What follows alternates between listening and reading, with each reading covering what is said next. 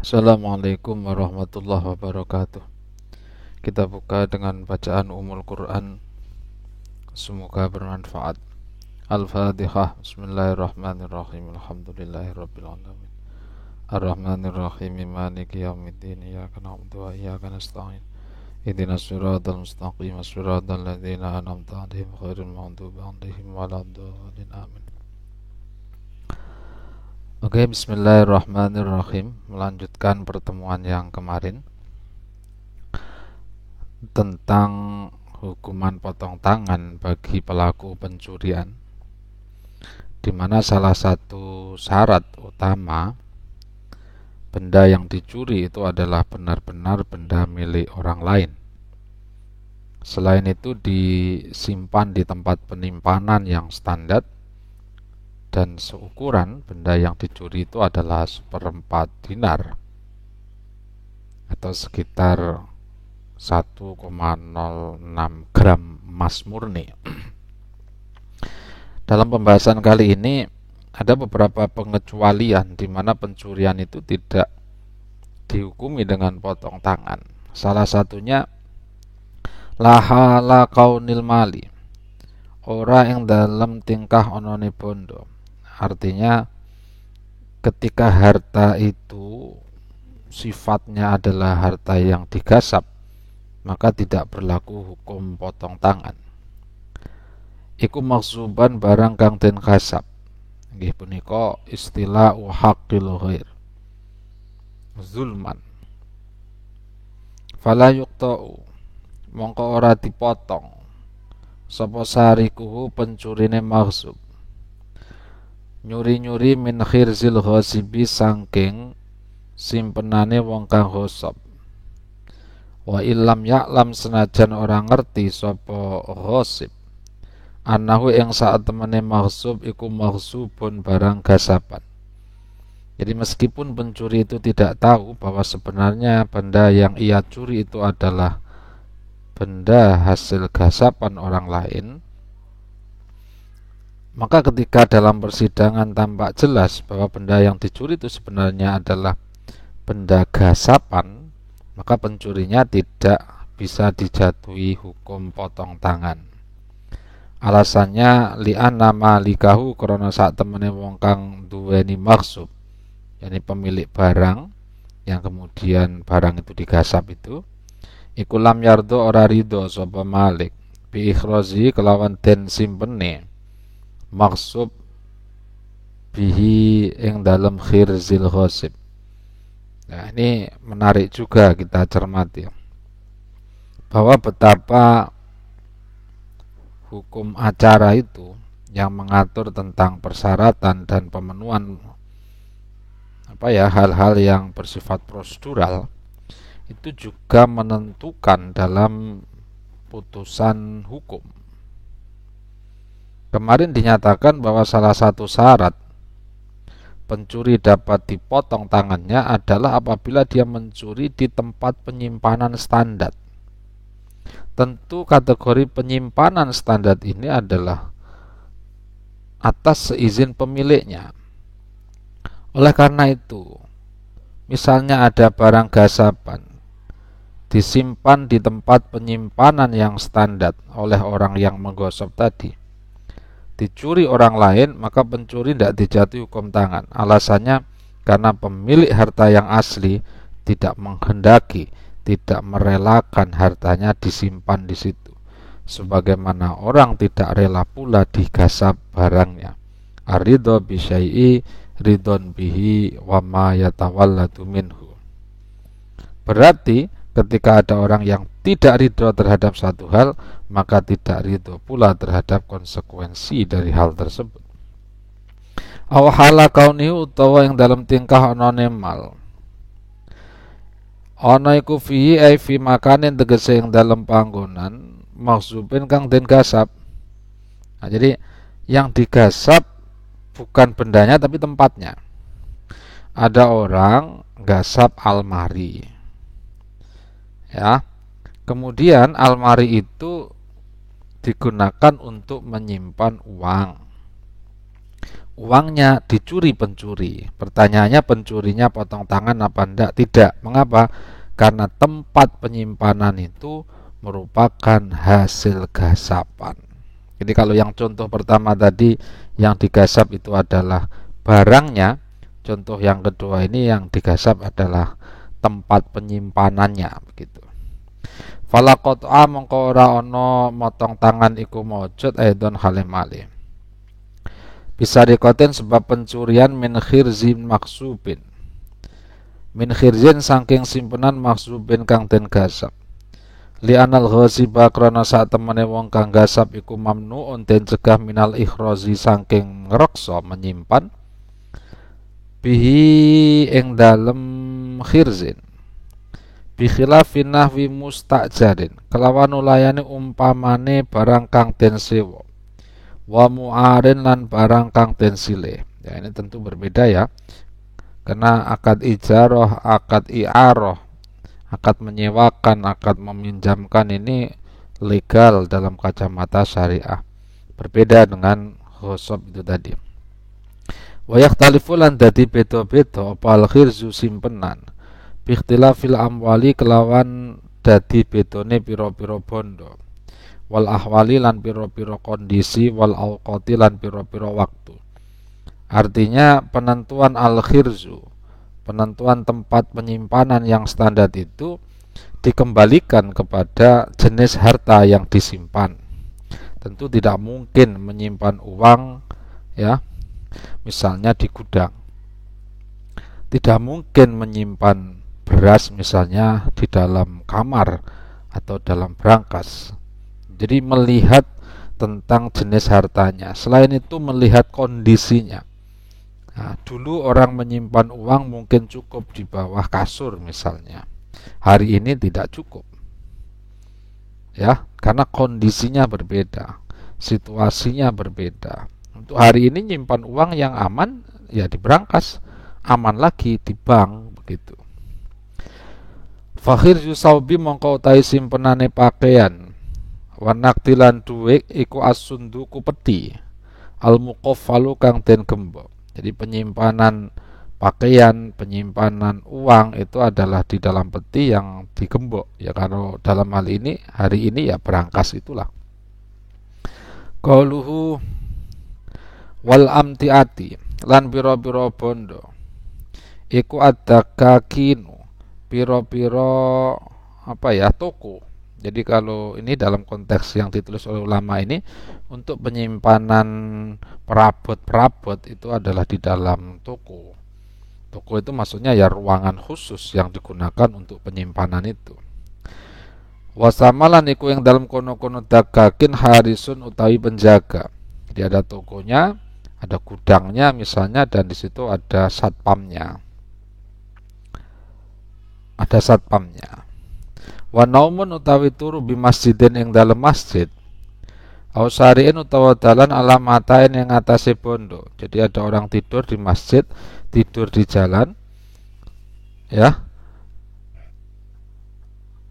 Yang kemudian hartanya itu dibuat sebagai bantal begitu ya. Nah, jadi orang tidur, bantalnya itu adalah uangnya itu atau hartanya itu. Jadi hartanya digunakan sebagai bantalnya begitu. Walau bitawassudihi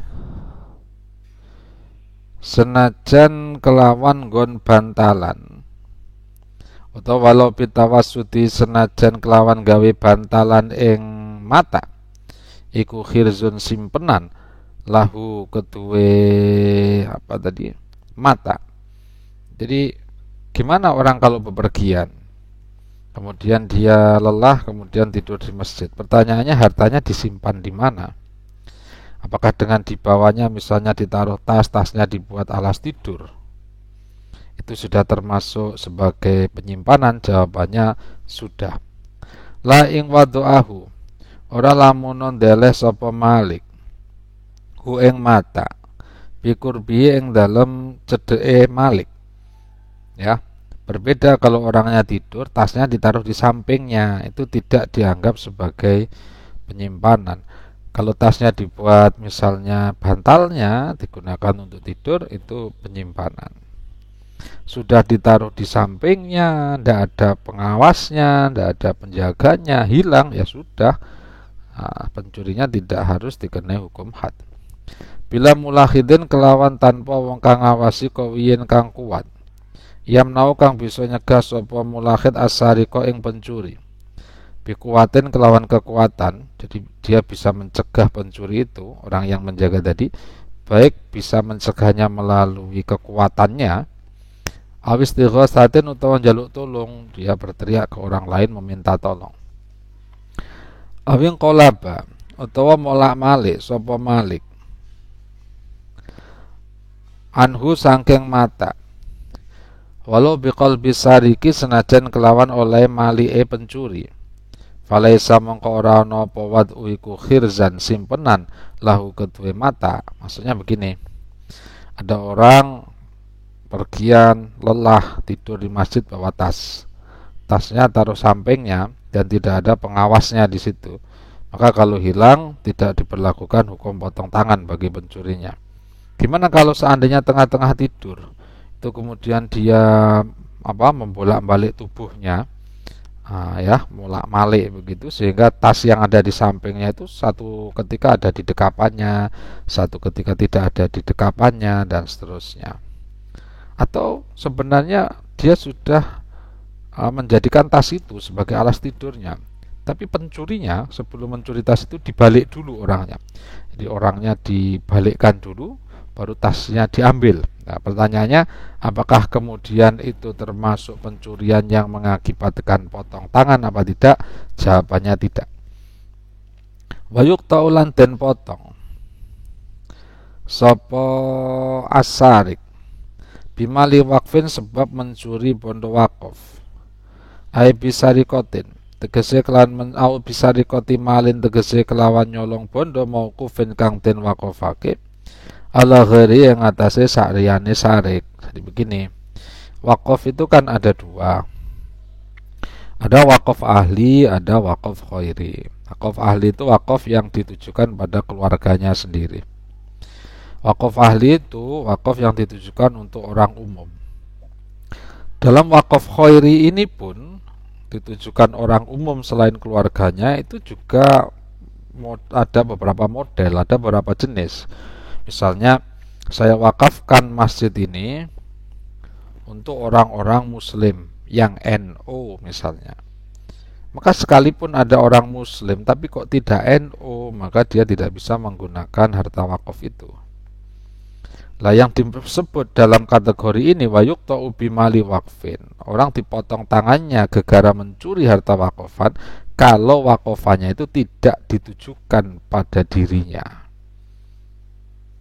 Saya wakafkan ini untuk orang-orang Islam yang alumni pesantren misalnya, maka yang bukan alumni tidak berhak.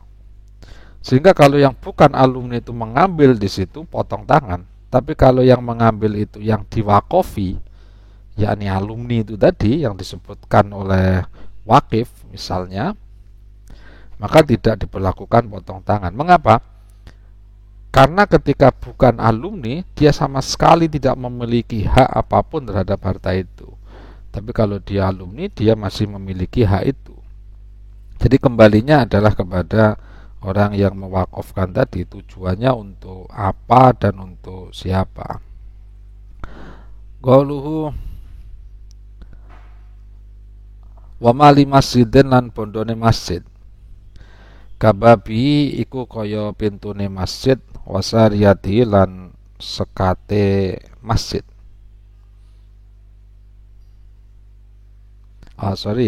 Kababi iku kaya pintune masjid, wasariyati lan cagake masjid. Waking di lizinatin lan lampu hiasnya masjid. Jadi orang mencuri pintu masjid, mencuri pondasi masjid, tiang-tiang masjid, termasuk lampu miliknya masjid, kok memenuhi kriteria nisab pencurian, jadi potong tangannya. La binahwi khusuri ora kelawan umpamane piro-piro tikare masjid. wa qanadila lan pira-pira damar, pira-pira lampu. Tusroju kang den nyalaake apa qanadil, wa halih utawi siapa asarik iku muslimun wong muslim. Jadi berbeda halnya kalau ternyata yang diambil itu adalah tikarnya atau lampu penerangannya, sedangkan yang mencuri seorang muslim di mana dia berhak untuk mengambil manfaat dari tikar dan lampu itu, maka kalau dia mencuri tidak wajib potong tangan, tidak dijatuhi hukuman potong tangan. Ya meskipun nanti tetap dihukum dengan bentuk hukuman yang lain. Liana karena saat temene khusuri wa qanatil. Iku iddat dan sediaake apa khusurihi wa qanatil. Lil intifai karena diambil manfaat. Biya kelawan khusuri wa qanatil. Karena ketika dia muslim dia pun berhak untuk memanfaatkan itu. Wala bimali shadaqatin. Lan ora kena dipotong tangan sebab nyuri bondo sedekah. Zakatin tegese zakat. Padahal hawa halih utawi asarik iku mustahiqun wong kang hakilah maring sedekah.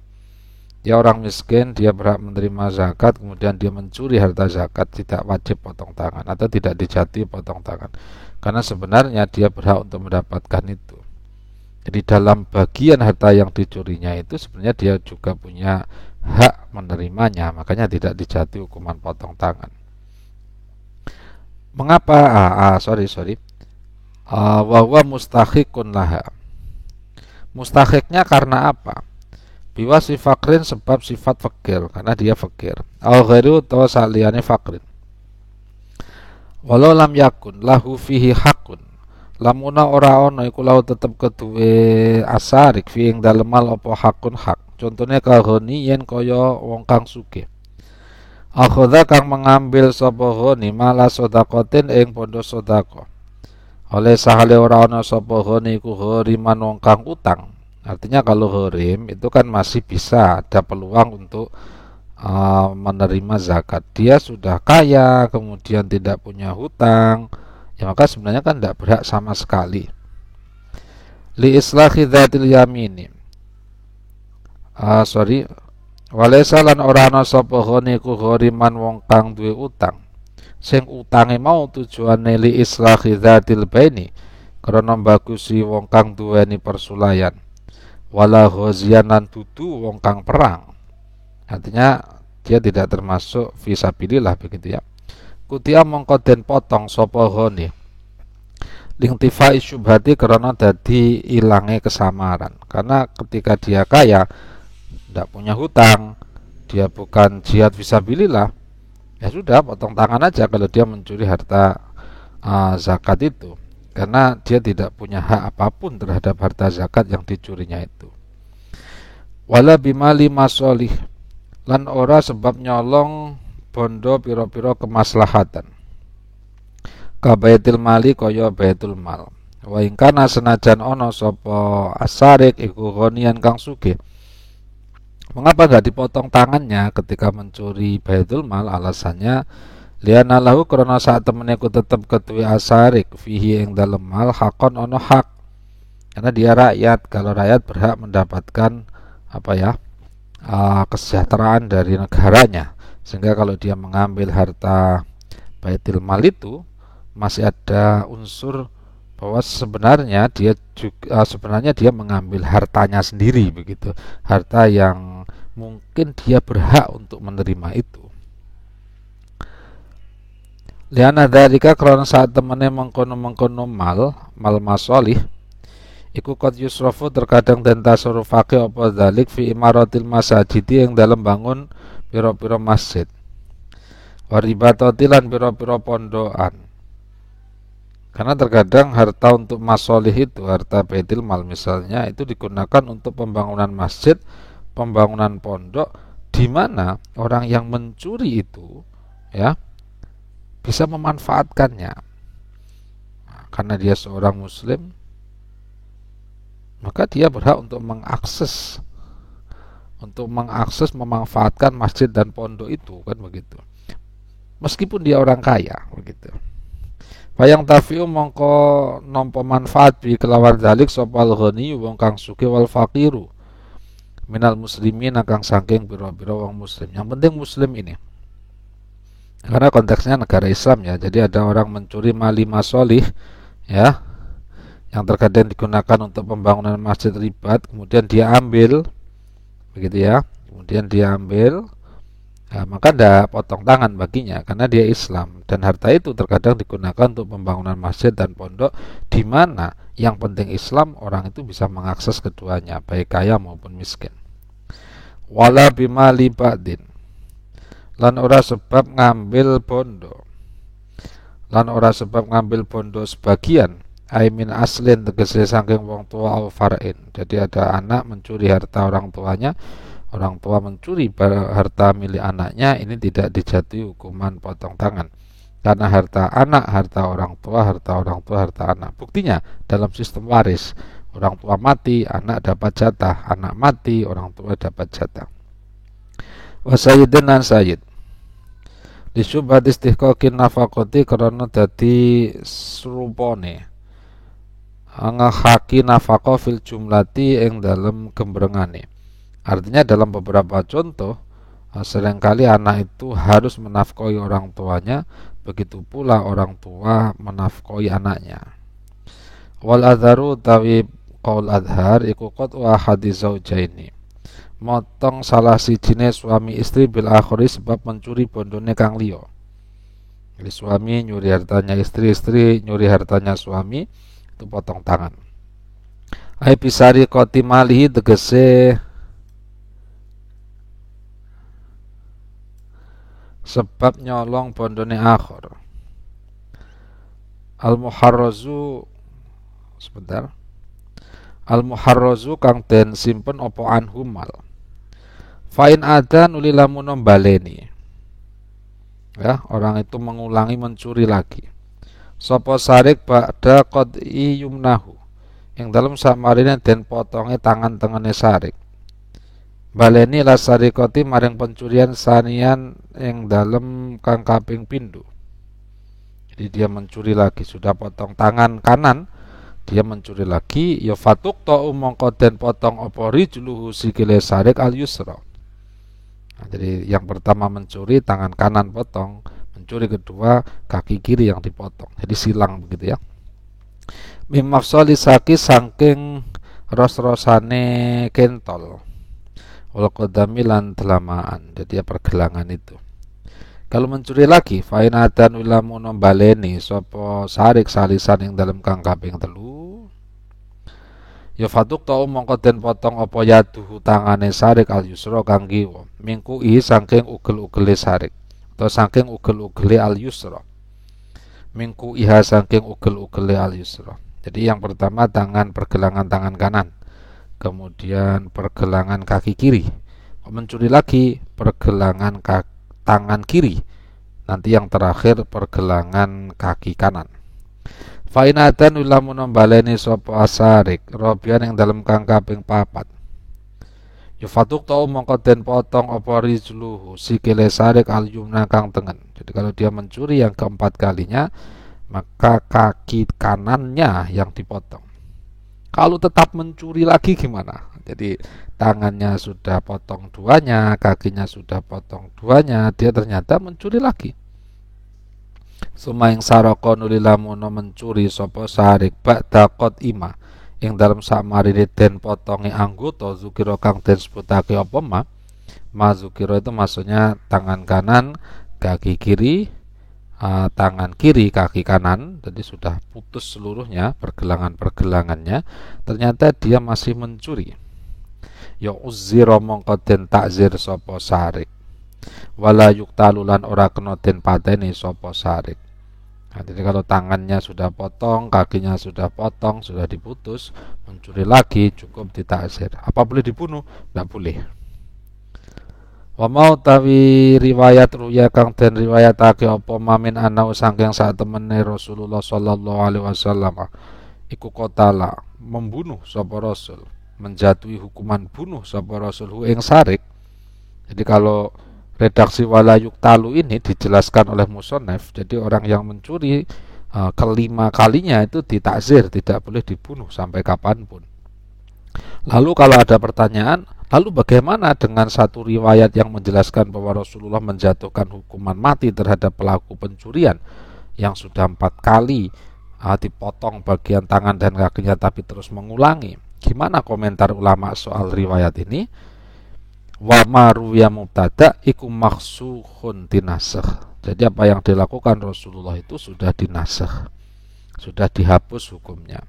Atau setidaknya kalau tidak dinasakh, au muawwalun utawa den takwili bi qatlihi, kelawan mateni Sarik listihlalin krana ngarani halal ing pencurian. Nah, jadi ada dua kemungkinan. Satu, bahwa hukum itu sudah dinasakh sehingga kita tidak melakukan itu, tidak bisa menjalankan hukuman itu karena hukumannya sudah dihapus. Atau yang kedua, tindakan membunuhnya Rasul, tindakan Rasul menjatuhkan hukuman mati kepada pencuri sebenarnya bukan karena pencuriannya itu, tapi karena dia menganggap bahwa pencurian itu adalah halal begitu. Dan kita tahu menghalalkan barang yang sudah disepakati keharamannya itu berakibat kufur. Kayak kemarin ya, kalau kufur maka darahnya sudah tidak dilindungi lagi. Jadi menghalalkan barang yang diharamkan, di mana keharamannya ini sudah disepakati, itu berakibat kufur atau murtad. Kalau kufur dan murtad maka sudah tidak dilindungi lagi nyawanya. Bal do'afa balik do'ifake hu ing maruya itu sapa Daruqutni Imam Daruqutni wa ghairu lan saliyane Ad-Daruqutni. Wa qala lan dawuh sapa Ibnu Abdul Bar, innahu sak temene ma dawuh ing innahu sak temene ma iku mungkaron dan ingkari. Artinya hadisnya riwayatnya riwayat mungkar. La asla kang ora ana dasar iku maujud lahu kedue ma. Waman ta sapane wong iku saraka lamun mencuri sapa man miroron khalif bola bali. Jadi ada orang mencuri berulang-ulang. Bila qatin kelawan tanpa dipotong. Lam yalzam mongko ora wajib hu ing man. Apa ila hadun kejaba had wahidun kang siji. Jadi dia sudah mencuri berulang kali, misalnya 6 kali begitu ya. Ternyata baru dipergoki, baru konangan dalam pencurian yang ketujuh. Pertanyaannya, apakah kemudian hukuman pencurian mulai nomor 1 sampai 6 itu dikodok begitu, ataukah ya ketika ketahuan itulah yang pertama itu potong tangannya, jadi yang sekian kali dianggap tidak ada ya, sehingga yang dipotong ya hukuman yang karena dia mencuri ketujuh itu yang dipotong dianggap kayak pencurian yang pertama kali, sehingga yang dipotong hanya tangan kanannya begitu. Alal muktamati yang atasnya pendapat muktamad. Fatakfi mongko nyukupi apa yaminuhu tangan tengene Sarik. Anil kuli saking sekabiane. Sekabiane itu maksudnya seluruh pencurian yang sebelumnya ia lakukan. Mengapa litihad disabab karena dadi tunggali sebab. Fatata kholat mongko manjing-manjingan apa khudud. Nah, ini pakai teorinya tadakhul. Jadi teori tadakhul itu kayak kita di dalam sholat, misalnya baru masuk masjid, qobliyah masjid tahiyat masjid dan qobliyah sholat. Dengan kita melakukan qobliyah sholat berarti sudah tahiyat masjid ya.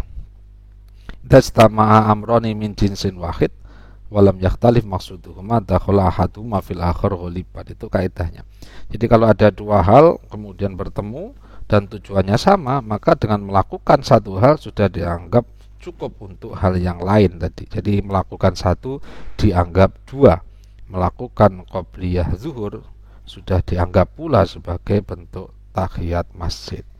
Wa tathbutu asariqah wallahu alam bisawab. Al-Fatihah. Bismillahirrahmanirrahim. Ya Allah, ya Allah,